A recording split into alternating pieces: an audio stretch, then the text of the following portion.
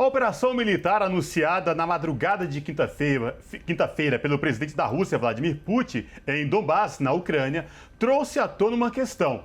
O mundo está à beira da Terceira Guerra Mundial? Para além das ações e discursos dos últimos dias, o que se viu foi o exército russo entrar em território ucraniano. O conflito militar entre a Rússia e a Ucrânia envolve temas estratégicos, como os limites da Organização do Tratado do Atlântico Norte, a OTAN, separatismo na Ucrânia e também a governança e distribuição de recursos energéticos. Para entender o que está acontecendo, essa guerra, a invasão da Rússia à Ucrânia, o Revista Brasil TVT conversa agora com o Celso Amorim, que foi ministro da Defesa e das Relações Exteriores do Brasil. Boa noite, ministro Celso Amorim. Prazer falar com o senhor. Seja muito bem-vindo.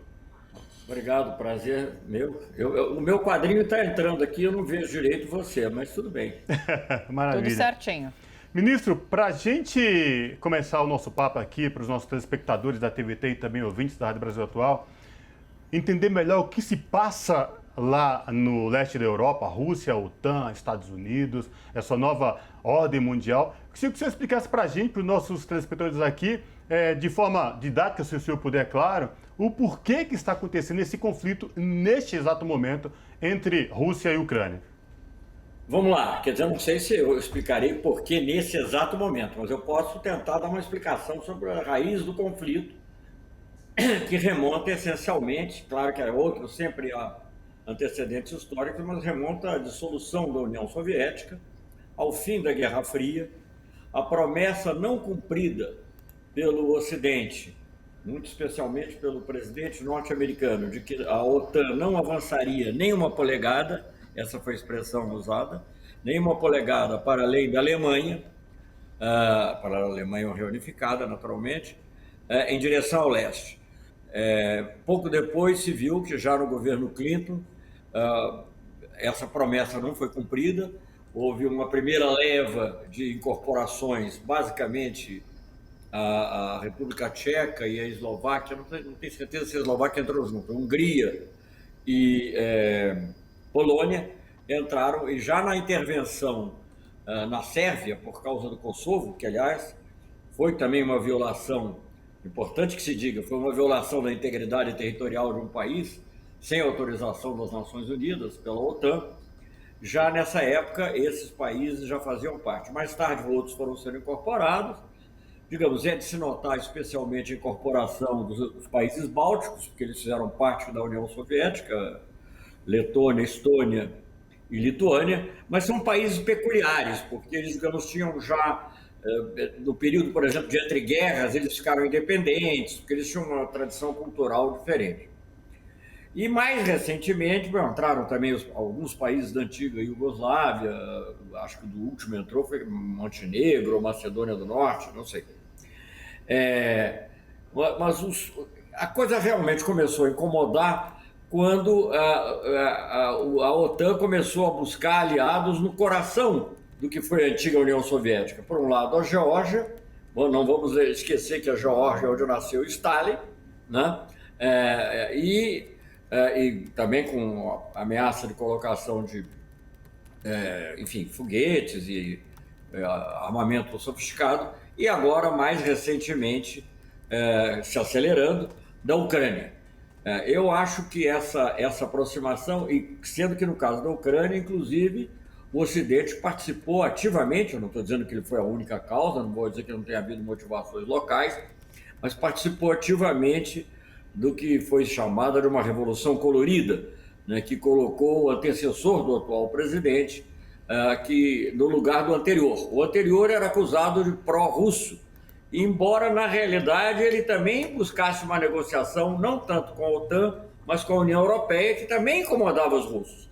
Não é dizer que ele foi assim totalmente pró-russo, mas seja como for, com acusações de corrupção e outras acusações, com os meios que já foram usados antes na Primavera Árabe e outros lugares, foi possível levar à derrubada desse presidente ucraniano e a subida do antecessor do atual. Depois, o atual já foi eleito mais recentemente, há 2, 3 anos. Bem, quando aconteceu essa derrubada, essa revolução colorida, a Rússia pela primeira vez se manifestou com certo vigor. Lembrando sempre que a Ucrânia tem uma vasta população russa, né? E, digamos, ao contrário do que a mídia, tudo isso que eu estou dizendo não é justificativa para o que aconteceu. Eu depois vou fazer a ressalva, mas é porque quem pegar pela metade pode achar que eu estou justificando. Estou apenas dando o background. Vamos lembrar que a Ucrânia, diferentemente de outros países, ela é muito próxima da Rússia. E até uma grande parte da população ucraniana é russa, fala russo, né, e se sente como russo. Veja bem, vou dar o exemplo histórico. Quando você fala da Guerra da Crimeia, né, que foi importante, uma das guerras mais importantes no século XIX, ninguém fala que é uma guerra entre a Ucrânia e o Império Otomano e a Inglaterra e a França, é uma guerra da Rússia. E ela se dá no território que passou a ser depois Ucrânia. A famosa cena das escadarias de Odessa, que é uma cena do Encoraçado Potemkin, que todas as pessoas que se interessam por cinema conhecem, ela se passa numa cidade que ainda hoje é a Ucrânia, né? E não estou dizendo que tem que deixar de ser por causa disso, não, mas é só para transmitir a imagem de como isso é sentido na Rússia. É um pouco diferente da Letônia, da Estônia, da Lituânia, que, embora fossem parte da União Soviética, você poderia dizer eram quase corpos estranhos em relação ao que era o coração da Rússia. A Ucrânia não. Você lê um romance do Tolstói, por exemplo, você não percebe, não há diferença quando as tropas de Napoleão passam da Ucrânia para a Rússia. Não há, eu não posso dizer com certeza se não houve nenhum movimento nacionalista ucraniano, é possível que tenha havido, mas não houve nada muito importante. Você tinha um problema do Cáucaso, você tinha um problema da Crimeia, você tinha outros problemas que a Rússia enfrentava. A Ucrânia, não havia um problema ucraniano.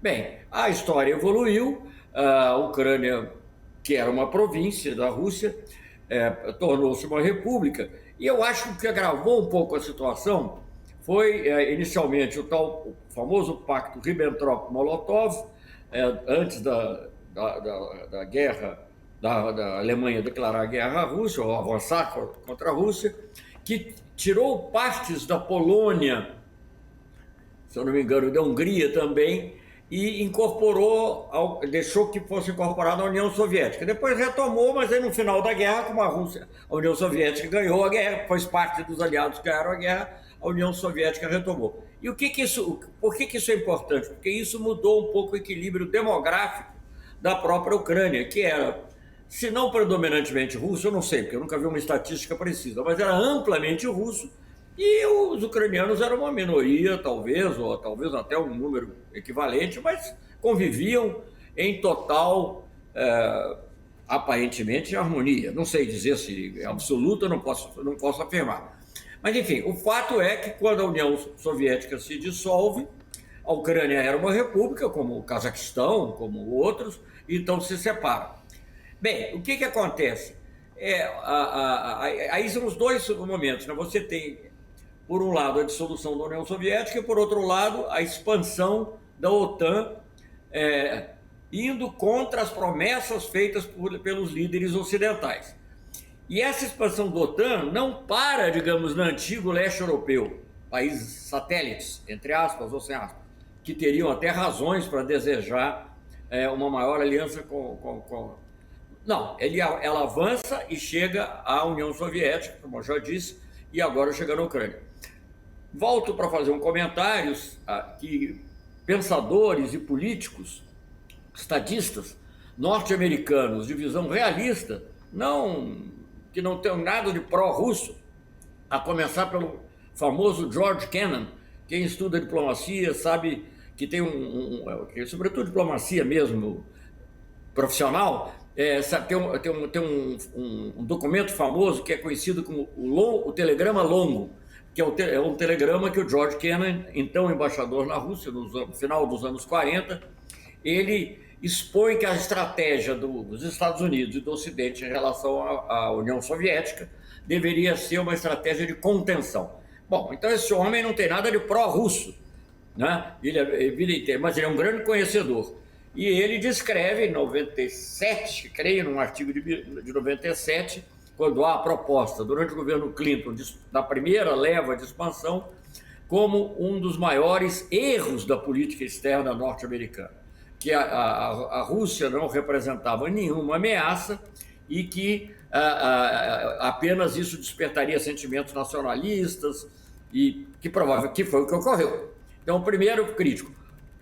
Dando um pulo, o Henry Kissinger diz coisas muito semelhantes a propósito da crise de 2014, com essa revolução. Obviamente, e acaba culminando na anexação da Crimeia. Ele, obviamente, não justifica a anexação da Crimeia, nem coloca de acordo. Mas ele claramente se coloca também a favor de uma neutralidade da Ucrânia. Então, esse é o pano de fundo geral, estratégico, da Rússia se sentir ameaçada. Deixa eu terminar um pouquinho, já que é um pano de fundo. Eu vou mais atrás, eu fui mais atrás agora pesquisando, porque eu me lembrava de algo que eu tinha lido quando estava no colégio ainda, nem no Rio Branco, que é uma aula do Arnold Toynbee, que é um dos maiores historiadores de todos os tempos. É uma aula na BBC, na rádio, na BBC. Olha que nível de rádio, vocês podiam fazer isso. Era uma aula na BBC em que ele fala, são na realidade duas aulas. Um chama o mundo e o Ocidente e o outro é a Rússia e o Ocidente. O mundo ele acaba se concentrando no Islã. E na Rússia e no Ocidente é uma outra aula. E ele já adverte, isso é começo da Guerra Fria, plena Guerra Fria, já começada. Ele diz assim, vejam lá, a Rússia tem suas razões para temer uma invasão ocidental. E ele começa lá atrás. Enfim, essa é a história. Sim. Deixa eu pegar um gancho, inclusive, ministro, em algo que você disse ali no começo da sua resposta. Você falou assim, olha, depois eu faço ressalvas em relação a essas justificativas. Eu queria saber a sua avaliação em relação à atuação de Putin, a ação de Putin de entrar ali na Ucrânia, porque ele usa como justificativa, e eu quero saber se você acredita que isso é plausível, algumas questões, né? A desnazificação da Ucrânia, ele cita isso, esse flerte, de fato, da Ucrânia com a OTAN. No entanto, tem uma particularidade que é mais que um flerte. Mais que um flerte, Mas a OTAN também tem uma questão de que, posta a entrada da Ucrânia ali para os Estados-membros, isso dificilmente seria aprovado, né? Porque existem países que não aprovariam e precisa de certa unanimidade, né? Então, ele coloca como justificativa esses itens e eu queria saber como que você avalia, se é plausível para você, de fato, entrar num país e ocupá-lo. Não, eu sou totalmente contra, mas você não me deixou chegar lá. Mas, enfim, eu acho que é um outro elemento que faz parte da justificativa dele, e é muito importante para ele, até do ponto de vista emocional interno na Rússia, que é o genocídio, segundo, supostamente, ninguém no Ocidente aceita essa tese, e eu acho que certamente ela tem algum nível de exagero. Pode haver alguma agressão e tal, mas o genocídio das populações russas, da região de Donbass. Então, ele alega essas razões. Não, nada justifica o uso da força armada contra um Estado independente, contra qualquer Estado, né? A ONU, a Carta da ONU é construída em torno disso. Ela é construída em torno do banimento do uso da força para a solução dos conflitos. A força só é admitida em duas hipóteses, ou quando ele tem autorização do Conselho de Segurança, obviamente não foi o caso, ou quando se trata da legítima defesa. E a legítima defesa tem que ser uma coisa concreta. Sim. Agora, só relembrando um pouquinho, quem ajudou a construir, digamos assim, a doutrina que o Putin hoje está usando foram os ocidentais.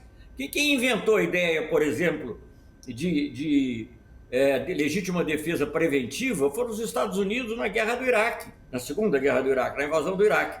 Eu escrevi um artigo em 2002, antes de ser ministro, aliás, do Lula, eu era embaixador em Londres, escrevi um artigo, o governo Fernando Henrique Cardoso não me criou nenhum problema, para você ver que isso é uma posição nacional, criticando essa ideia da legítima defesa preventiva. Não existe isso, porque senão qualquer um se sente ameaçado, sai invadindo aí.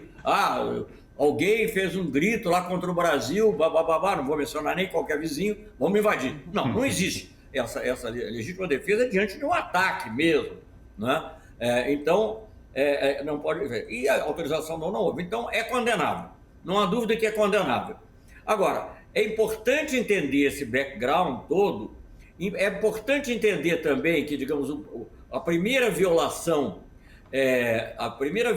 do princípio a primeira violação importante, vamos dizer assim, do princípio da integridade territorial dos Estados na Europa foi feita pela OTAN, no caso do apoio ao Kosovo, alegando um outro princípio da ONU, que também é verdade, que é a autodeterminação dos povos.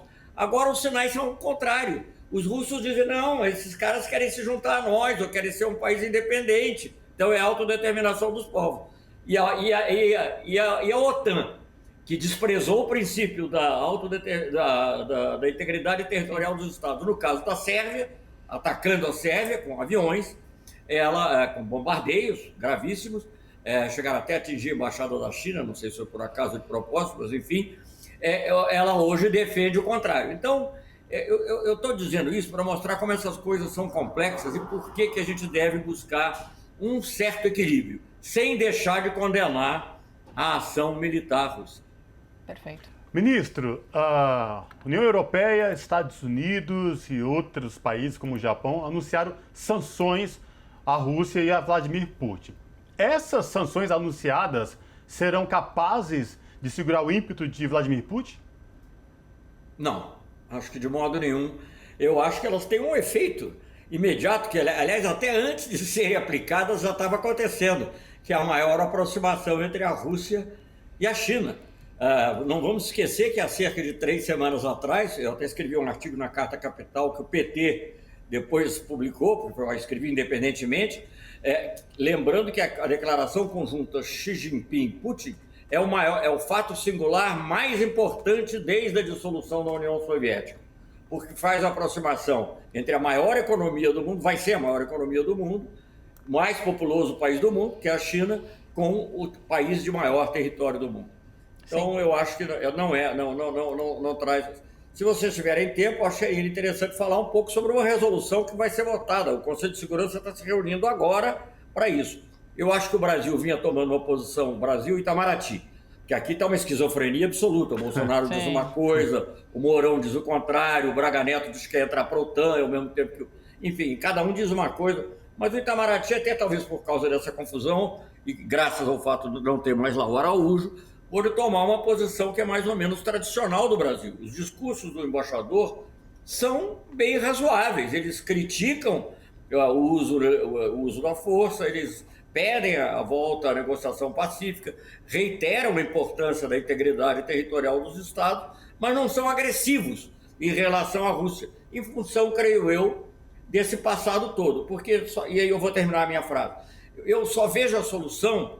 Claro que os russos têm que sair da Ucrânia, claro que eles não podem atacar, mas para que isso gere uma paz mais ou menos permanente, é preciso 2 coisas essenciais.